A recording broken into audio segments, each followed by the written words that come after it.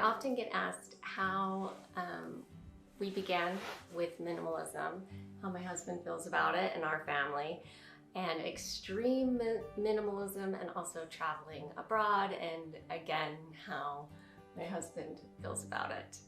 So we're going to be answering a few of your questions today with Joel's help.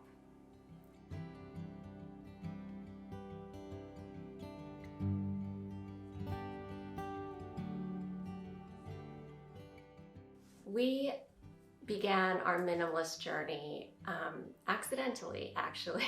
We did not set out to be minimalist. We actually became minimalist before that was even a thing or a trend or even talked about.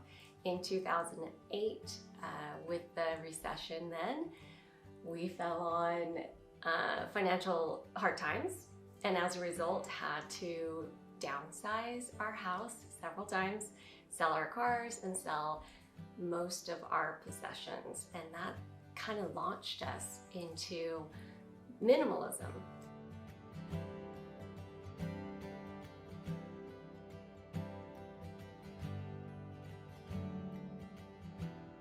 Once we had downsized, we realized that simple is really nice, and that we didn't need fancy cars or a giant house filled to the brim with possessions to find joy and happiness.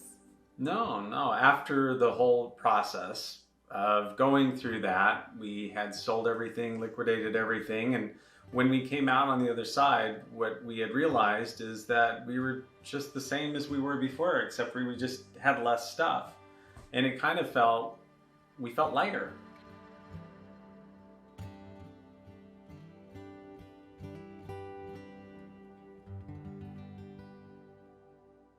One thing I get asked often is, and maybe you can help me answer this, Joel, what would we do if one of us didn't want to be a minimalist? We're very fortunate because we fell in it together and we both really grew from the experience. But what would you recommend to someone who is struggling with not wanting the same thing? I would say I would want to give that person space. So if they did not want to be involved in that and you wanted to be involved in it, I think it's important to give that person space. Yeah. To do, how they would, they don't have to come along if they don't want to. Yeah. And if you're in a relationship and one of you is not on board with it, like all things in marriage, it takes compromise and communication and really respecting each other's wishes and, finding little ways that work for both of you.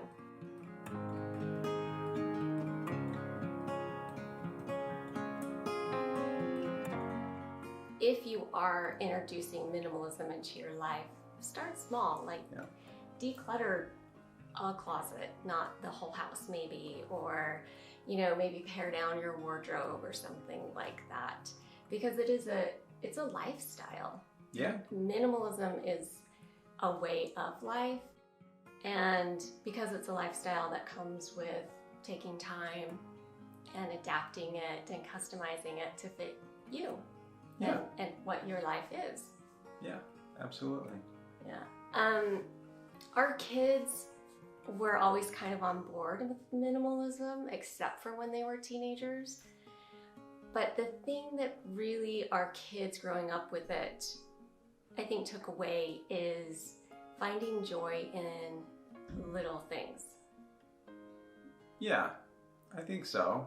Like just when we would go to a park and hang out when they were little, or going on a hike, or they didn't always like the hikes all the time, but there were times, but there were many times where, like we would do that and they would love it. They loved going to the lake. They loved doing a picnic somewhere, or so, Yeah, and I think that also rang true for Joel and I. Really becoming intentional with not only our possessions, but our time and our energy and where we put our attention in life. And just being really mindful of what was taking away from our marriage and our life and what was adding value. Yeah, absolutely.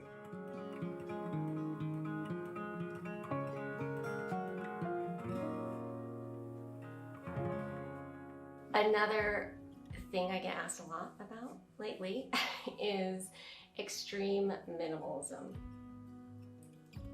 Okay. So how did you feel 6 months ago when we got rid of everything we owned and just have our suitcases now? You're taking these sentimental things and in contemplating getting rid of them, and that's hard. It's not easy to do. And I'm gonna tell on Joel, he really struggled with the extreme minimalism. Yeah, I put it off for a long time.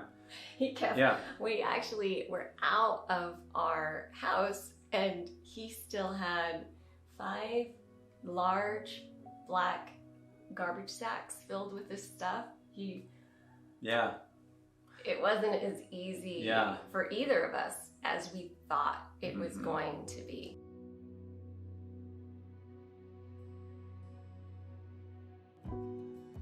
It was hard. It was very hard.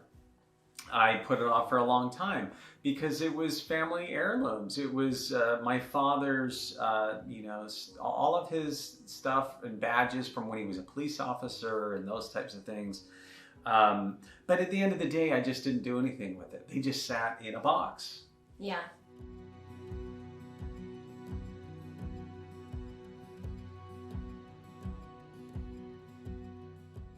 Because Joel and I have been married through this process of becoming minimalist and extreme minimalist and traveling abroad, I think it's really made our marriage stronger because it's brought us together. We've had to learn how to communicate more and agree, especially when it comes to finances, and have a common goal and vision for our life together. For me, I get far more out of time alone with you when it's just going for a walk and having a picnic and having a nice conversation.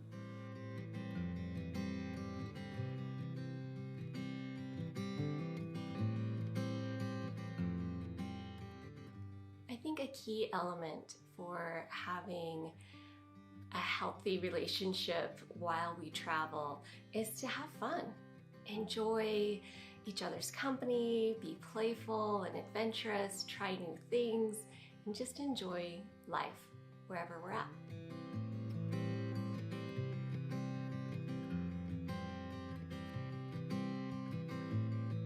The best part about traveling is being able to spend long periods of time with each of our grown kids. That's really fun to kind of jump into their world and see what's going on, and it's not just a week-long vacation.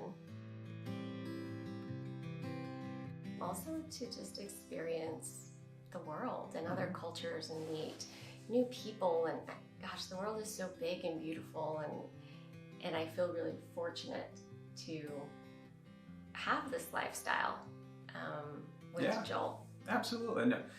And by all means, I mean, this lifestyle is not easy. It has a lot of challenges. I mean, it's something that you really have to really want to do it. But you and I, that's what's important to us. So we put in the work to make this happen.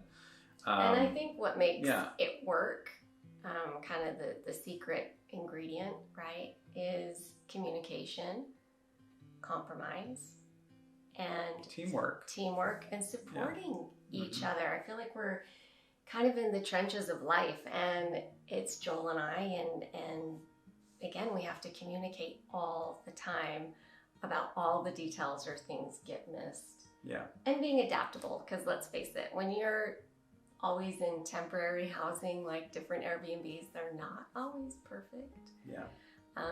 And you have to just roll with it and be okay with it and change and adapt and grow. Yeah. But I think that helps both of us be better human beings, more tolerant. Yeah. absolutely. More patient and humble, very humble. Very humble. It's very humbling to live this way. In Absolutely. all these countries that you don't know the language. I mean, we try, but we just don't. Yeah. Every place that we move to, we're hitting a reset button.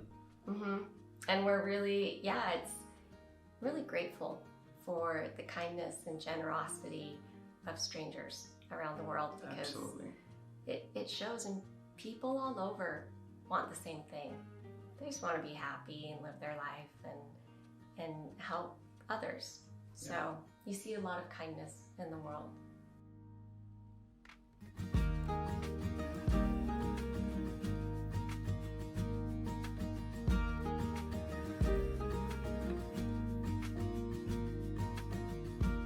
Thank you so much, you guys, for joining us today and being part of our little Q&A session here. I really appreciate all of your questions, and Joel and I both appreciate your support.